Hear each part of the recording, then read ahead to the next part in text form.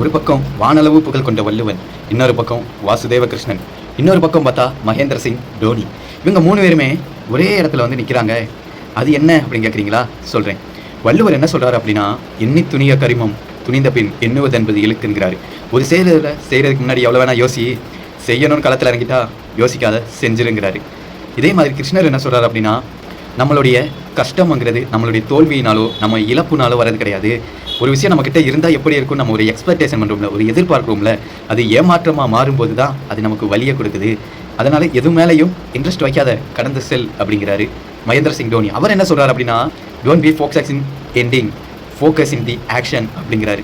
அதாவது முடிவுகள் மேலே கவனம் செலுத்தாதீங்க, முடிவுகளை நோக்கி நம்ம எடுக்கக்கூடிய ஒவ்வொரு செயலில் மட்டுமே கவனம் செலுத்துங்க அப்படிங்கிறாங்க. எல்லாருமே வேறு வேறு திசையிலேருந்து சொன்னாலும் ஒரு விஷயத்த கரெக்டாக சொல்கிறாங்க.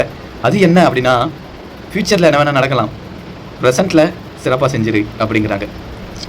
ஸோ மேபி எனக்கு இந்த யூடியூப்லேருந்து காசு வரலாம், வராமல் கூட போகலாம், ஃப்யூச்சரில் என்ன வேணால் நடக்கலாம். பட் இப்போ நான் செய்கிறது செஞ்சுட்டே இருக்கேன்ல, அது மாதிரி தான் எனக்கு ஒரு சின்ன மோட்டிவேஷனாக இருந்தது. உங்களுக்கும் இருக்கும்னு நம்புகிறேன்.